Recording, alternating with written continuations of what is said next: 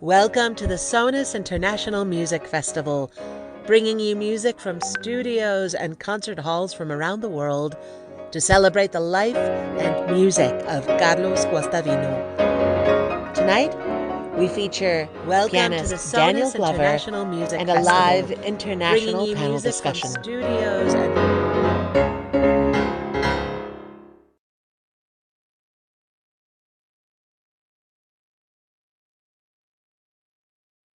This is Daniel Glover, and I'm in San Francisco, California.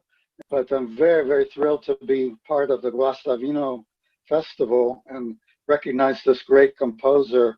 I'm especially happy because I'm a lover of Argentina, and the first time I went there, I fell in love and went back three or four more times.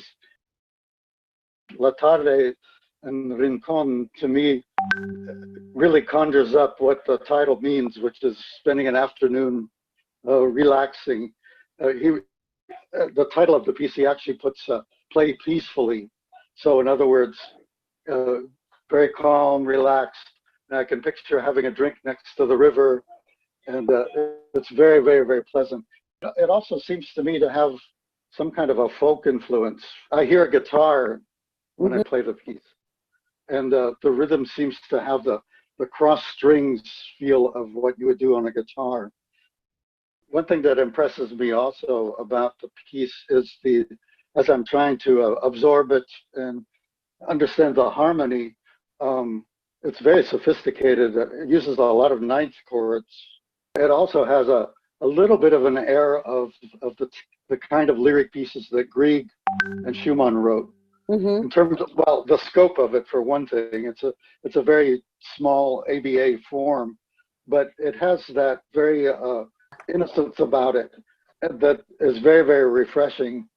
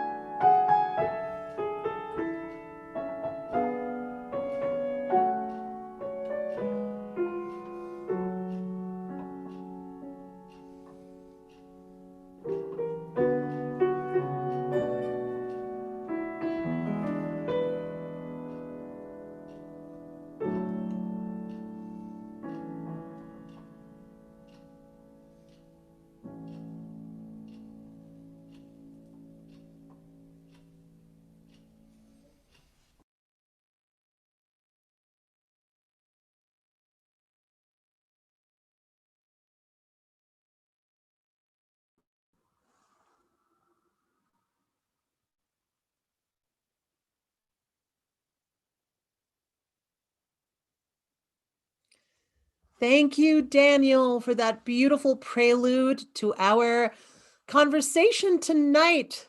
Hello, everybody. I am Gabriella Cavallero, and I'm going to be the moderator for this discussion, this conversation, this panel that we have tonight.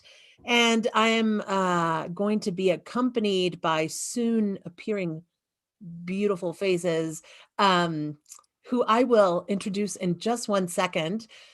The first thing for the last 2 nights, this is our 3rd night of our festival, and you've gotten to hear a handful of Carlos Guastavino's pieces, and also gotten some insights from the interviews that we've done with the artists. Our goal tonight is to dive deeper into his work. First, though, I want to tell you about we have a big backstage team talking with the actor here.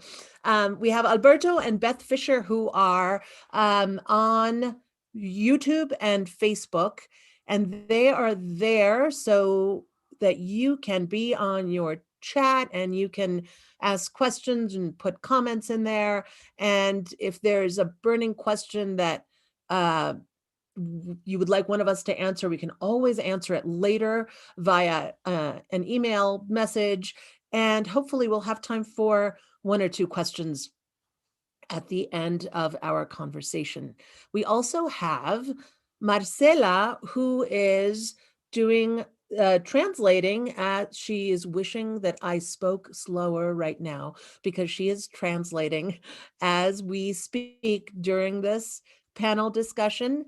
And if you look, at least on YouTube, on the bottom part of your screen, there's a closed caption sign. And if you click on that, if you want to see the translation for our friends, our Spanish-speaking friends, bienvenidos. And now let's get to our panel. Let's see, where is everyone? Let's come. Yay, there we are. Great. Thank you, everybody, for joining us. So each one of these fabulous people has had an experience and a very special experience with performing and with learning and with teaching Guastavino. So we are going to get a little a dive into each of your experiences with him.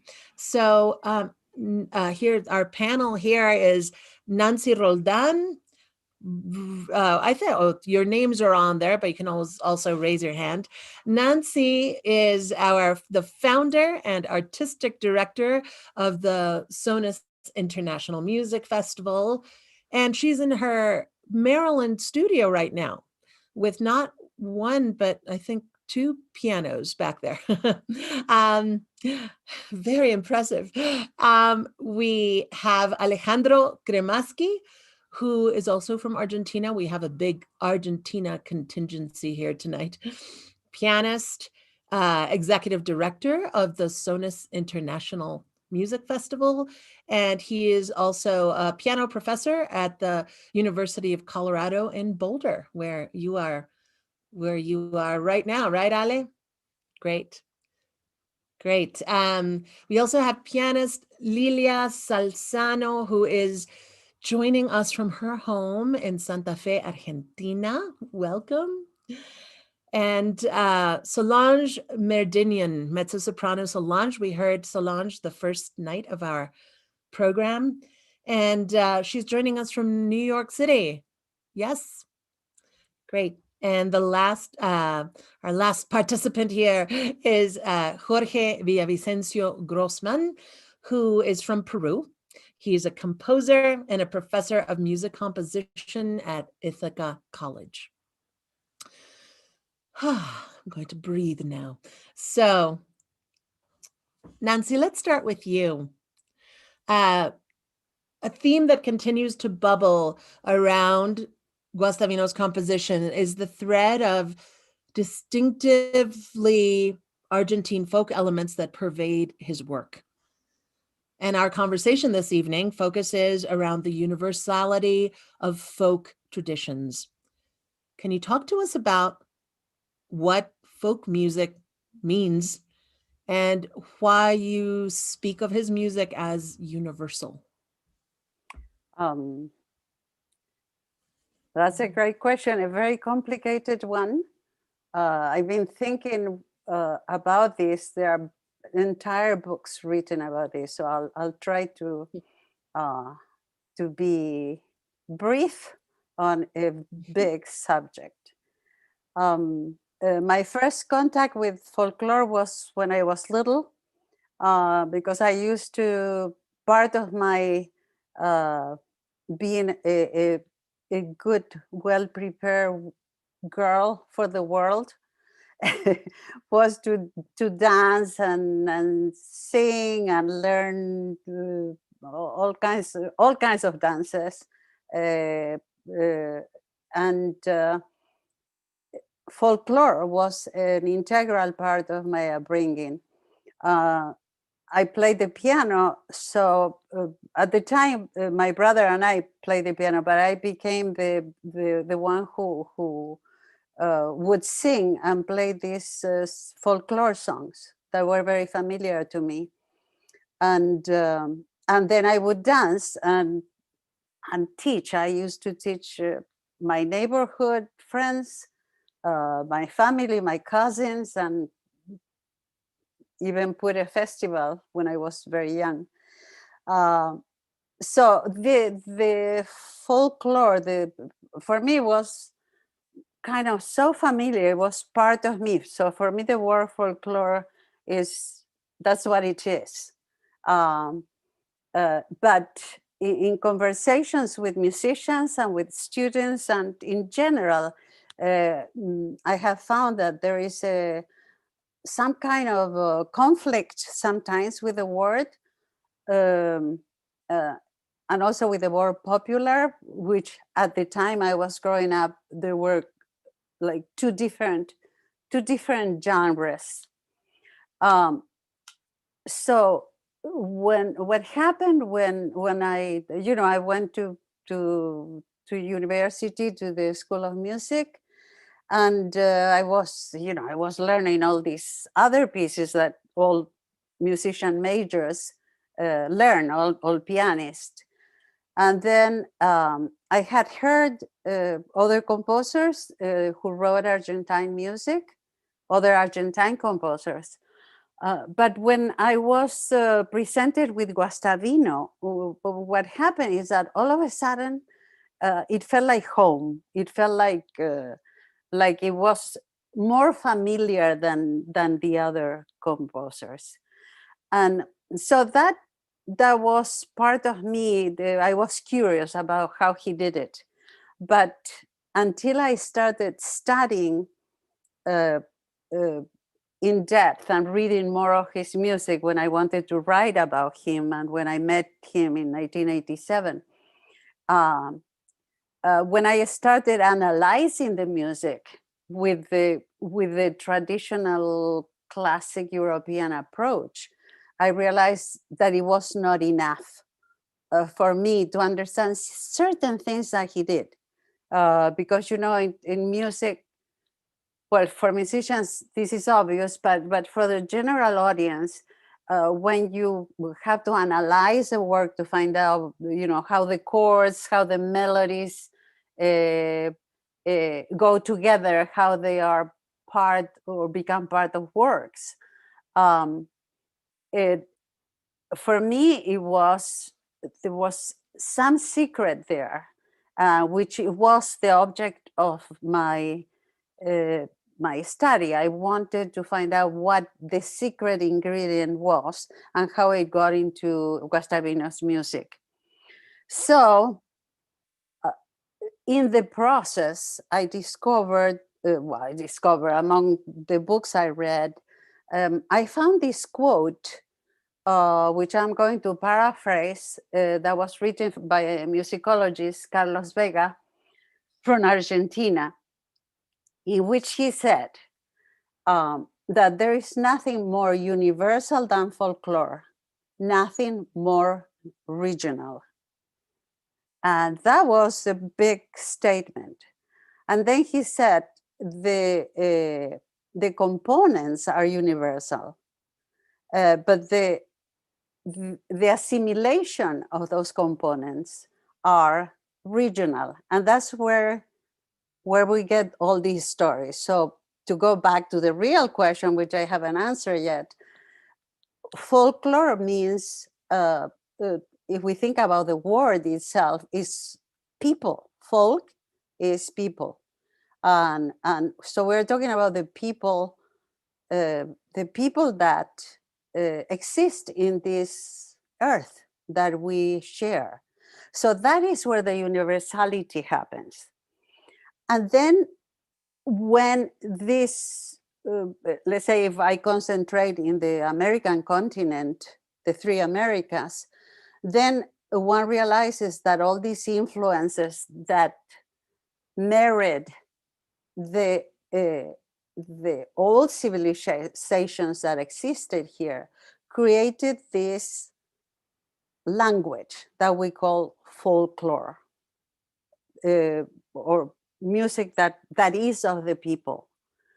And that somehow, Argentina is the last country, the southernmost country in the American continent. And somehow we discovered that there are so many beautiful songs and dances that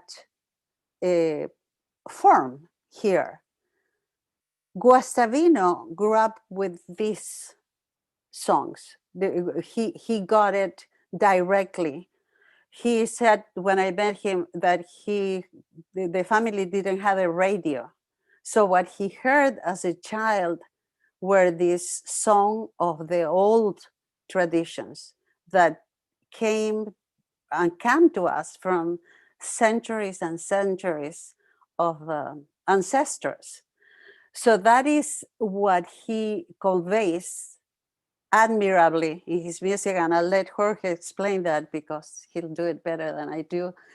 And he blends all these elements and creates these pieces that just touch your heart.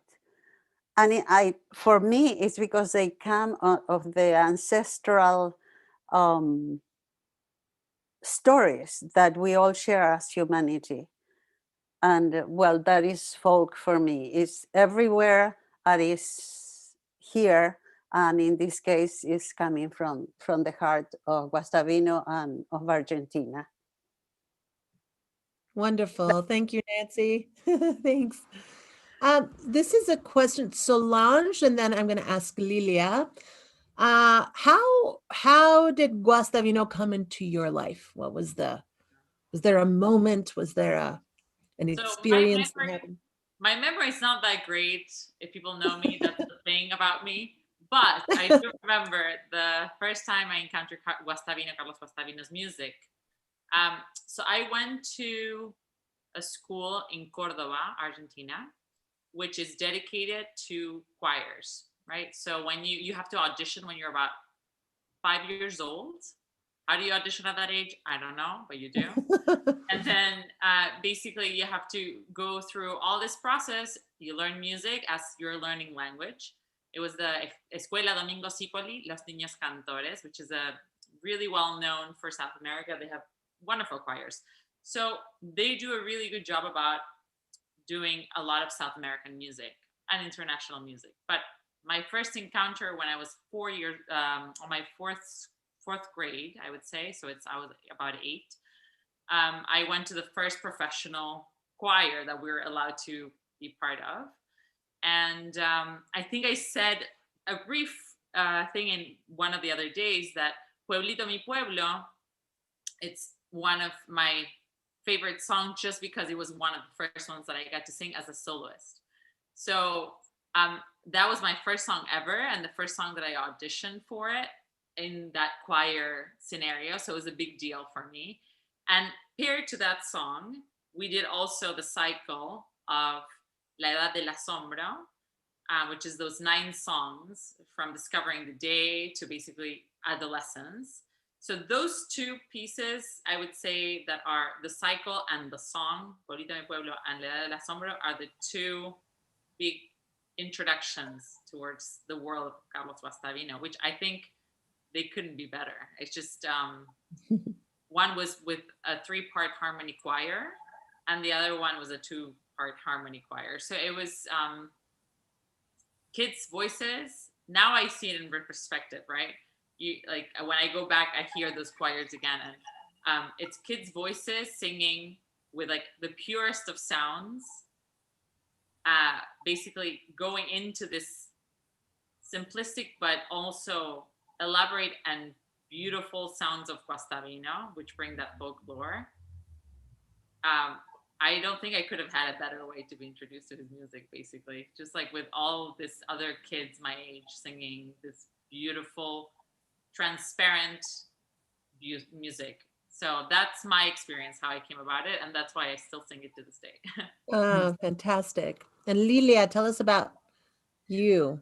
Well, there are some similar things with Solange, because when I was very little, I sang in a choir here in Santa Fe, but the first song was Se equivocó la paloma, and it's something that I don't know when I I learned it. Also, because it's as if I knew it from when I was born, perhaps.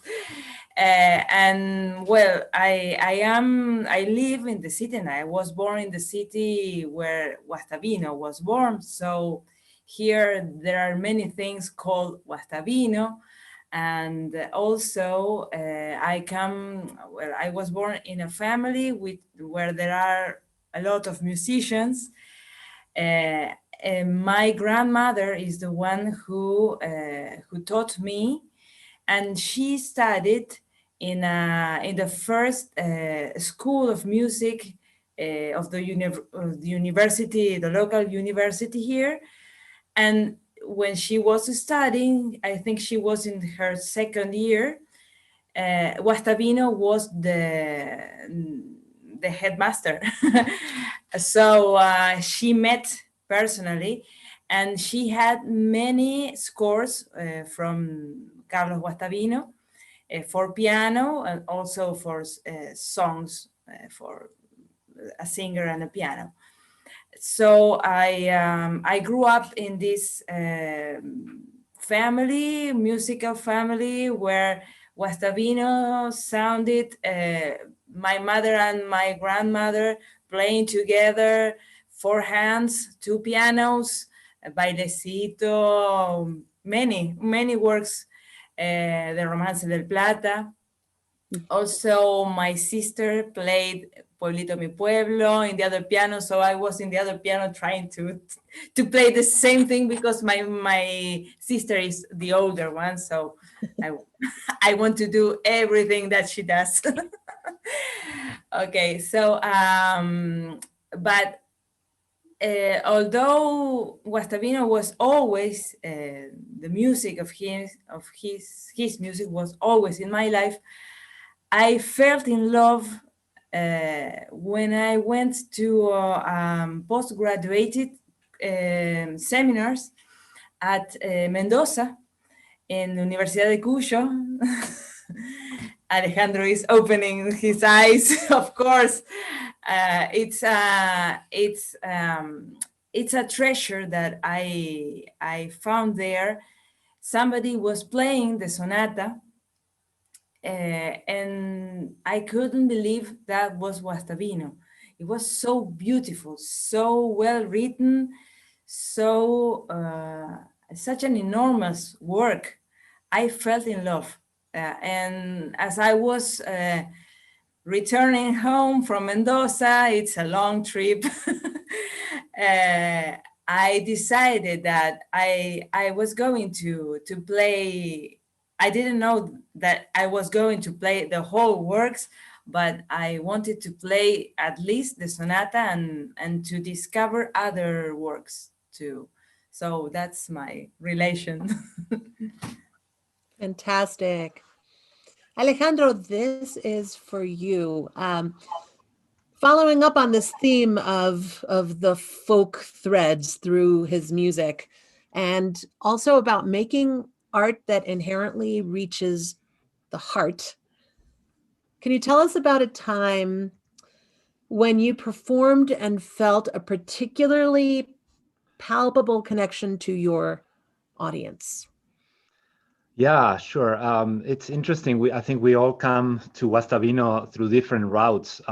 Before answering your question, I want to say that in my time in Mendoza, actually, and we're talking in the 1980s, I never played a piece by Guastavino, and Guastavino was not performed very often, at least in my circle of classmates in the 1980s.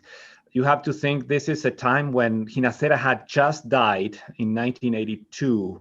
And so everybody in Mendoza was interested, at least, my teacher and my classmates, we were interested in the music of Ginastera. So everybody was playing Ginastera and not a lot of Guastavino. So I think I had only one piece that I had heard of Carlos Guastavino, which was Santa Fe para Llorar, of one of my classmates. And, it struck me as beautiful. But at the time, I didn't actually play anything by him.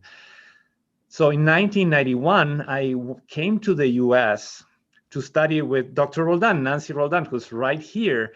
And of course, she had written her thesis on Guastavino, and I had read it, and I was very interested in learning more about the other cantilenas.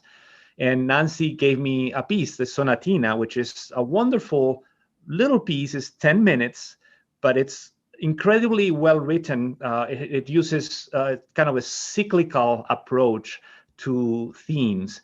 And I fell in love, and then I decided I wanted to learn more. So it's interesting now to answer your question, Gabriela. So when I went back to Mendoza, I remember I played a concert at the Teatro Independencia, and I performed, Beethoven, Brahms, and other stuff, Chopin. And then I played Guastavino's Sonatina. And I remember that I recorded the concert. My grandmother was a pianist, and she actually was a good pianist. And I remember she asked me for a copy of the tape. But it was interesting because when I came back the next year, I found out that she repeatedly heard the Guastavino piece and not the other pieces. And she told me, this is gorgeous music. I just can't. It sounds so Argentinian, and it's just the connection that she had with that piece. I remember that she had a tape recorder next to her bed, and so she would take naps, and she would listen to me playing, but very often she would listen to the Sonatina by Guastavino. And that's something that actually occurred to me in other places. I went to Minnesota to do my doctoral work, and my teacher there had never played any Argentinian music. Her name is Lilia Artemiu, actually. She just retired from the University of Minnesota, but she grew up in a Ukrainian family. And it's very interesting that she told me that this music sounded a little bit like the folk music that she had heard in her family, basically, the Ukrainian folk music. This kind of reactions of instant connection and understanding of the music is repeated many times. Just the last thing I want to tell you, I went to Malaysia in 2006, and I played a concert at the National Art Academy.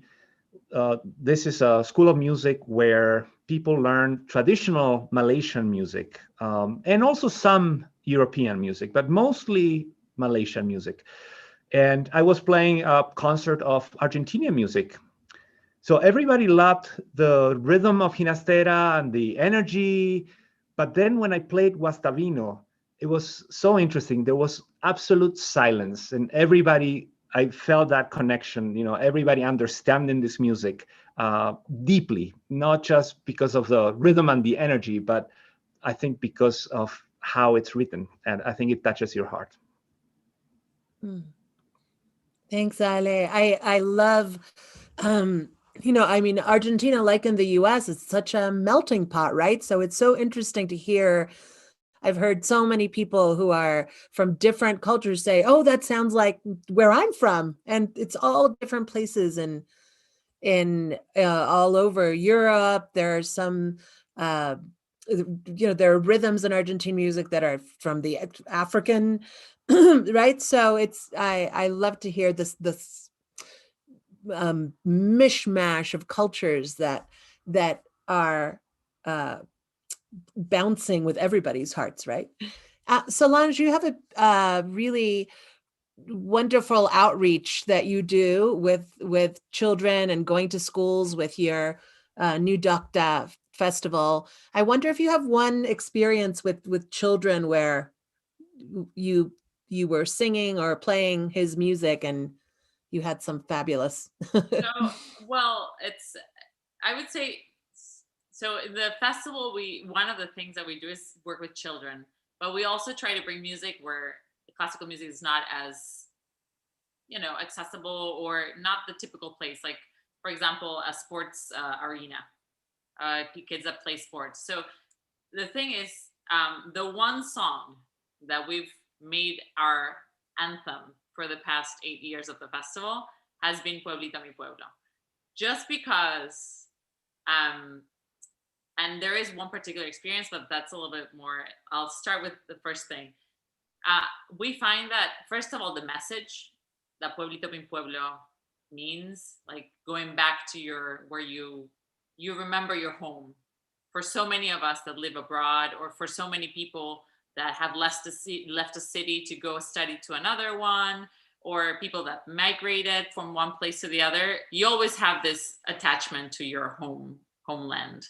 So Pueblito Mi Pueblo always brings that remembrance of like just an afternoon, or like image of a nature or something that reminds you of your home. So that's why we thought this particular song was very, first of all, the estribillo, which is the, what do you say, the middle section of the verse, basically, it's a very easy melody to learn. And the words are repetitive. So the best part is, first of all, kids that are 5 years old, 6 years old, learning a song together and singing it back to you. Then older people doing the same thing. So a place that's just full of voices coming together with that message of unity, of remembrance, of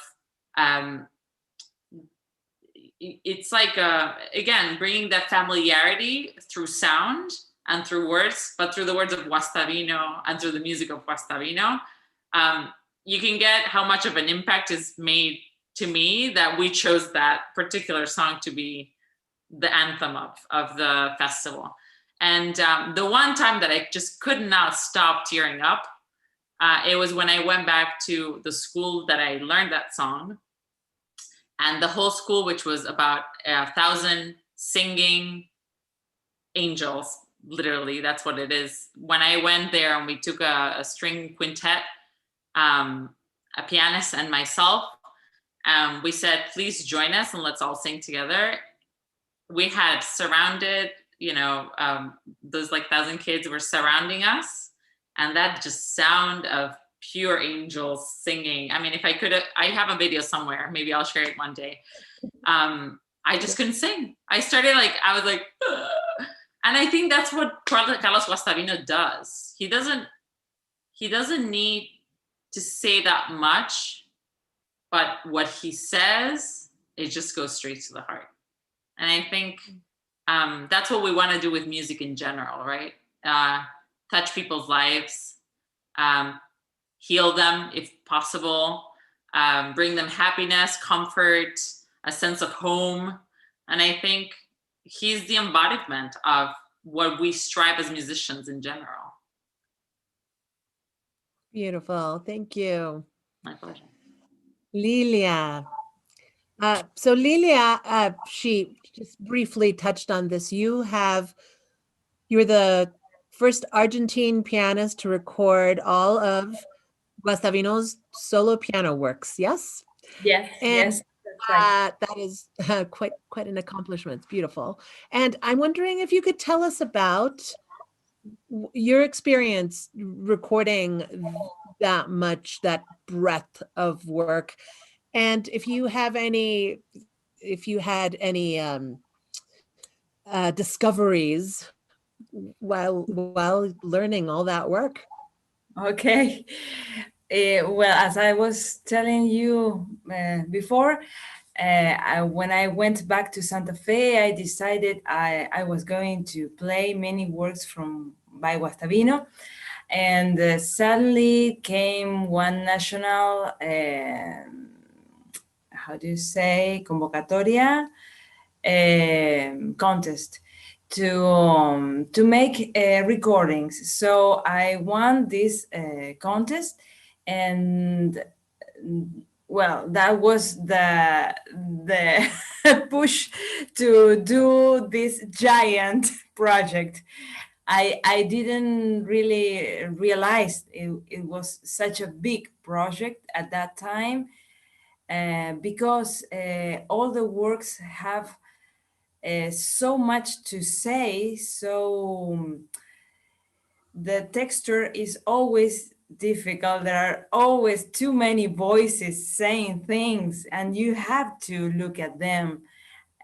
But also, it's so wonderful when you get to the point that you understand how it's all written, and what's the line, where is it going, where does it, and it connects with the heart, as it was saying Alejandro. It's marvelous because perhaps we can understand that a musician can feel very touched by his music, but I played his music in little towns in Argentina, where perhaps there have never been a piano concert, and the people was so touched, so moved. They came after I played, and they told me what they hear. They were tears, of course. As I know that it was something that they would know, first of all, the piano concert, and then the Guastavino works, because they never heard. I know that.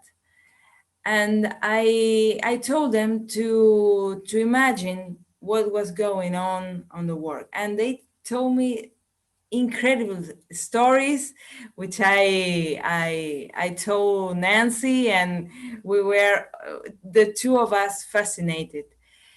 The way that this music can communicate with anyone, it's amazing. I think not many composers have that capacity. And well, the project is finished, but still came from the other world another work. I think Nancy wants to say something. Yes. Put your audio. Okay. No, I wanted to say, before you give us a big surprise, which is going to be a surprise, that it would be nice, because we've been talking about the compositions and how he puts them together, to hear, before the surprise, to hear Jorge's view as a composer. Absolutely. This. Yeah. Jorge, give us, we'd love your perspective as a composer of on the reception that Guastavino got in the music circles of his time, and also the relevance of adhering to a specific current trend versus doing what Guastavino did, which was do what he wanted to do and put the music that he heard and he felt. Right, because Guastavino is considered a very, very late romantic. right? Composer. So if we just take a look at the environment, musical environment, the musical scene in not only in Argentina, but also in the rest of Latin America, there was this time in the first half of the 20th century, around the 1940s, where the European avant-garde made its way to South America, right? Or to all the Americas, actually. And clearly divided the composers into different camps, those who were, all for the modernist, the avant-garde, and those who were still favor a more accessible language, mainly derived from the European classical romantic tradition, I would say, with a South American, with a folk element in it. So we have many distinguished composers that perhaps unfairly so are much more well known than Guastavino, Heitor Villa-Lobos and Manuel Ponce in Mexico, and the list goes on and on. Even Ginastera, his influence from popular music is pretty strong. He flirted a little more with modernism than Guastavino did. But these two camps were very interesting because Guastavino pretty much he stayed out of the whole quarrel. And quarrel which actually got pretty heated. In some countries there were confrontations between the two camps. In Brazil, for example, there was an open letter that Camargo Guarnieri, who's a quite well-known Brazilian composer, wrote to the whole musical establishment in Brazil, warning everyone against the toxic influence from the European avant-garde. And it's interesting because I studied music in Peru, but mainly in college I studied in Brazil. And even many decades later, Camargo Guarnieri was still alive. He died in the 1990s. But even decades later that he wrote this letter, there were still kind of two camps. There were the ones who thought that this open letter was the worst piece of garbage ever written, and others who still thought, hey, we are Brazilians and we should not try to imitate the music of Europe, right? And I think that Guastavino staying out of something that I'm sure went on in Argentina, as a matter of fact, I know it did because Juan Carlos Paz, who's a very well-known musicologist, but he was also a composer who wrote a book, Introduction to the Music of Our Time. This is one of the books that when I was in college, there was even a Portuguese translation that I still own. It's somewhere in some box somewhere in my house. It was Introduction to the Music of Our Time, and there's one chapter that talks about music in Latin America. But the chapter is titled The Problematics of the Music in Latin America. So he already sees the music in Latin America as a problem, right? Because his philosophy was that he was an avant-garde composer who did a lot of electronic music. As a matter of fact, I'm not sure I'm quoting the title of the magazine right, but I think there was a Revista Musical de Buenos Aires, I think, where Juan Carlos Paz did an article about a retrospective of the Argentinian music in the 20th century, and he failed to mention Guastavino. I mean, it was not because he forgot, it was certainly because of a more ideological stance that he took.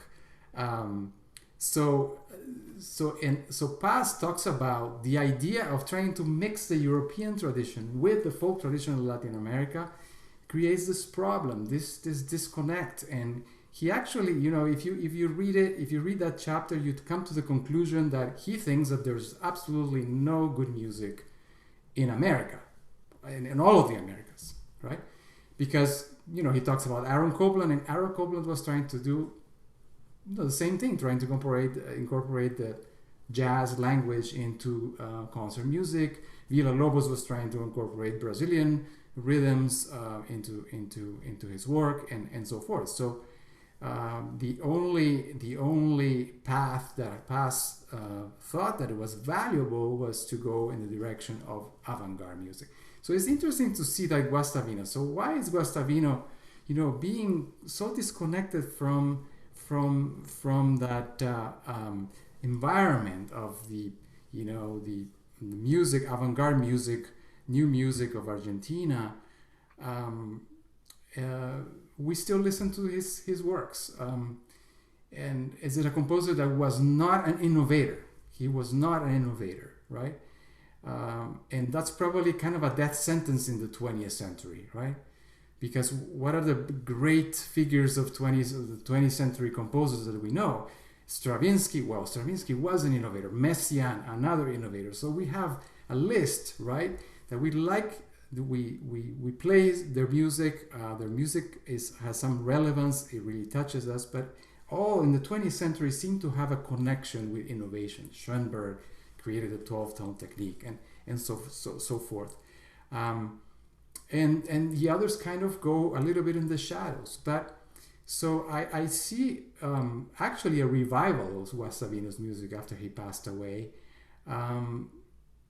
and this modernist thinking that the composer needs to be an innovator, he needs to write only groundbreaking works, has faded away a little bit at the end of the 20th century and now in the 21st century. And thank God it did, right?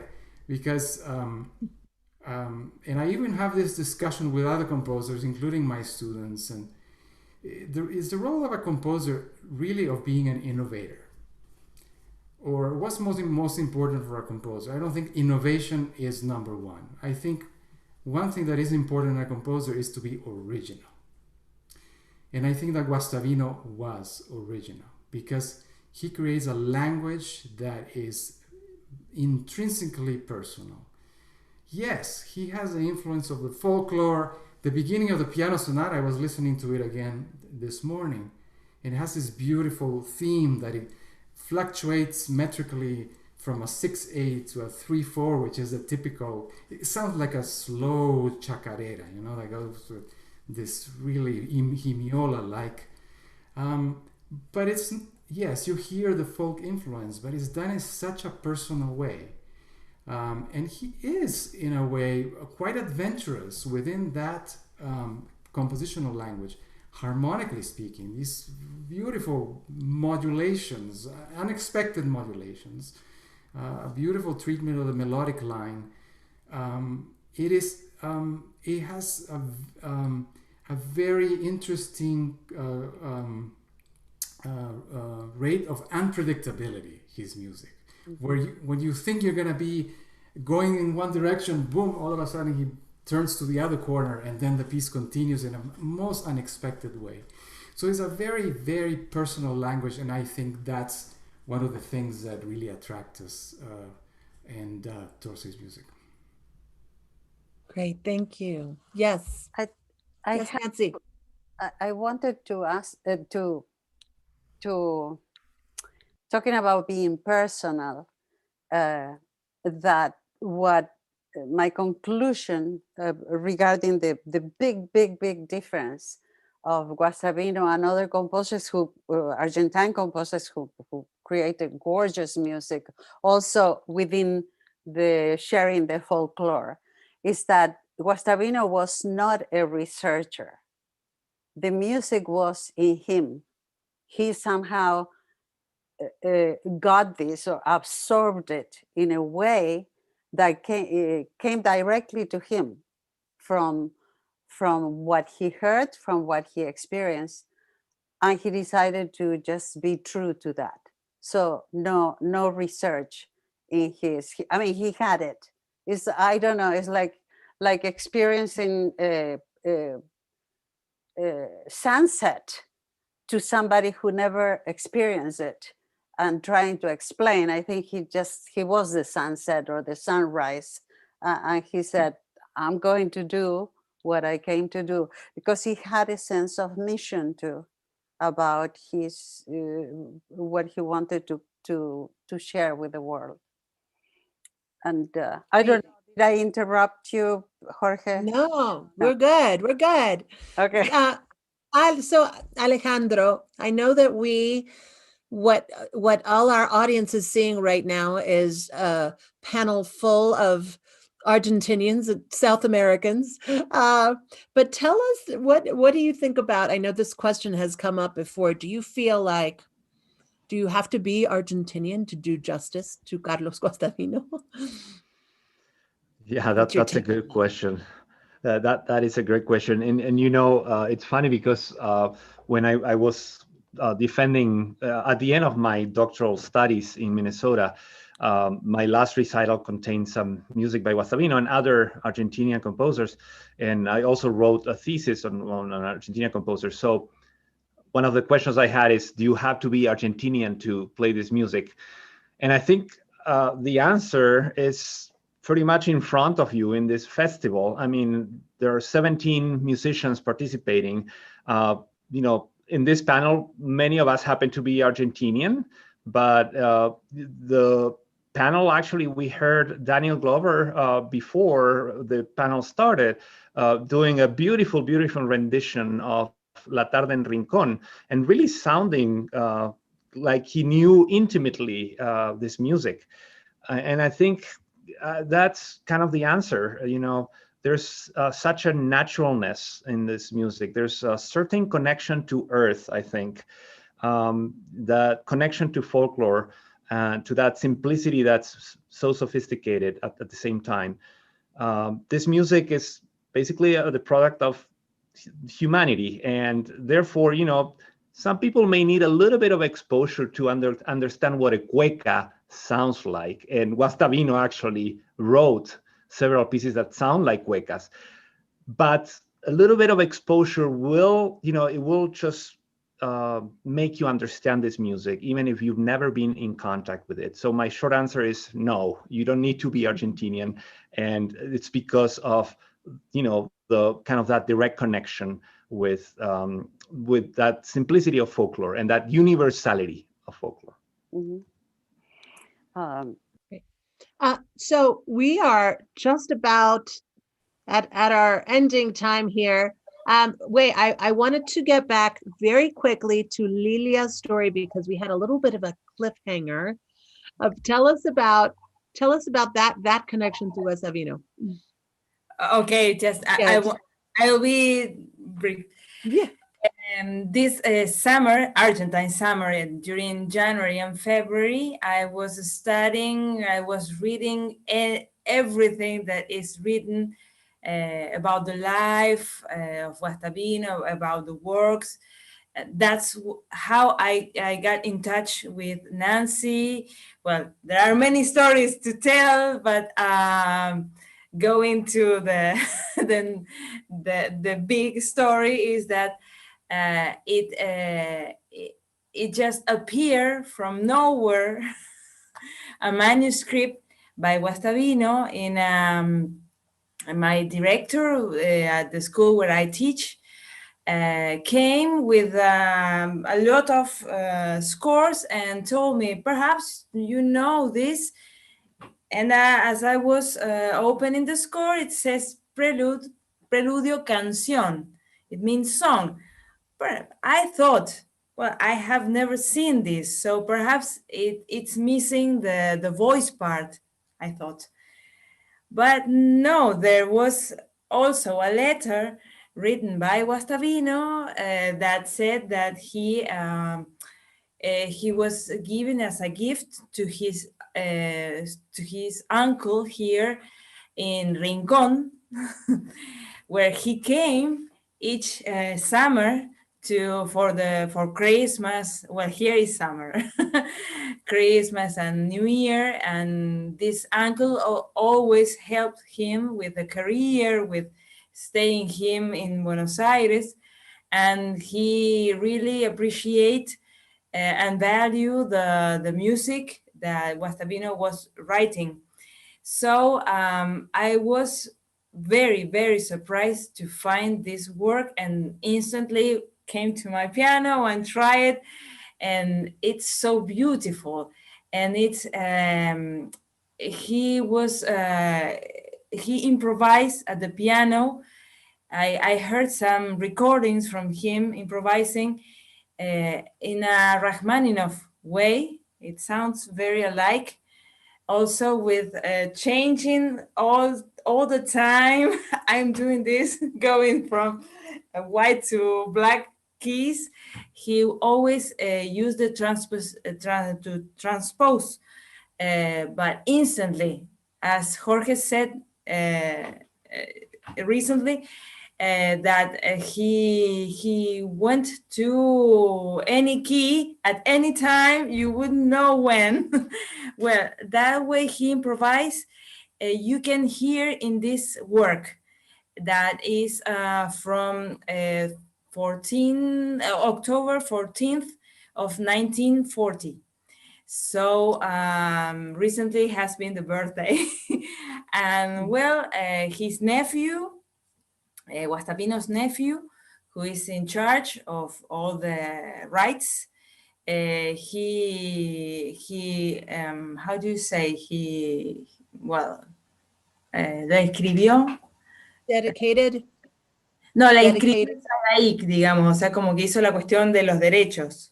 Oh, got the copyrights. The copyrights.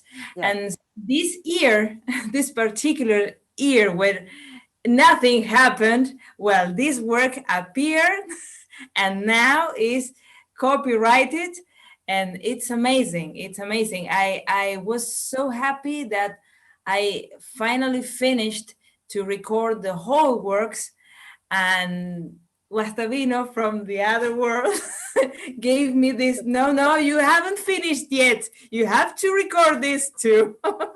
So I am very... Thank you, Lilia. Okay, go. Yeah, thanks. So we should wrap up. Alberto or Beth, did we have any quick comments or questions, something that you want to share from the chat? Yeah, here's a really easy one from Brooklyn. Okay. I'm sure it will only take a few seconds to answer. Guastavino was, of course, a great pianist in his own right. Lilia just touched on it a little bit, but what are the kind of particularly pianistic characteristics or challenges that he put in his music? As I told before, he was an incredible pianist. He improvised as Rachmaninoff. It sounds Rachmaninoff. He was a fan of Rachmaninoff music, and he had a very big hand. So there's the first problem. And then he always writes in using many voices together. So it's very contrapuntual. I don't know how to say it in English. Mm-hmm. Yes. I don't know if anyone wants to add any other thing. I would like to add that one of the things Guastavino did with his music is that he performed most of his music all over the world, and he became so he traveled all over. He was the main performer for his music, and this was about piano, but I want to talk a little bit about the fact that when he went to China, his songs became so popular, and that they translated his songs to Mandarin, to Chinese Mandarin. And I think there must be a recorded version of these songs. And I want to add one thing about the Tierra Linda, and something that we talked about, how the music impacts you. And I played the piece one day for a friend of mine, and she loves music. She's not a musician. And I said, I'm going to play something for you. You tell me what is the impression of this music for you. And So she was listening under the piano, which is a great experience. I recommend. And after I finished playing, I said, "So what did you get from this?" She's a very intuitive person, and she said, "Oh my God, I have never been breathing as well as I am now. I felt like I was lying on the earth, and that it was just whole, and it was tierra linda. So it was, there is something earthy and natural, and that comes from the center of the earth, of who we are, that is perceived so easily." Just wanted to say that regarding Yes. piano writing. We're at the hour, so I want to make sure that we're not all cut off and turn off all of a sudden. So thank you all so much for joining us. It's been a pleasure. It's so great to be able to connect even on these screens. And we are so happy that all of you who did connect tonight and who will connect in the future joined us for this conversation. If you have not heard Guastavino's music, keep listening for the rest of the festival and tell your friends. And thank you so much. Good night.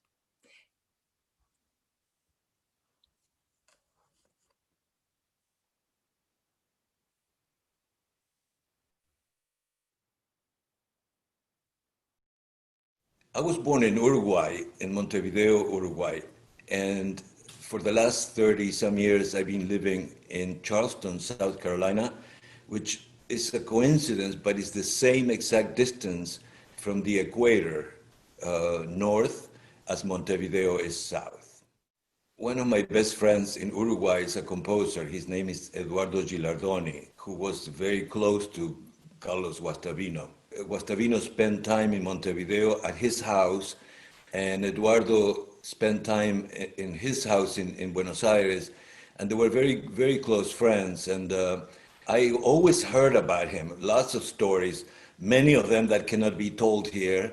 But, you know, I remember something that stuck with me was that he was a very private person. He didn't like to go in when there were big crowds, you know. He was very comfortable one-on-one and with very small groups.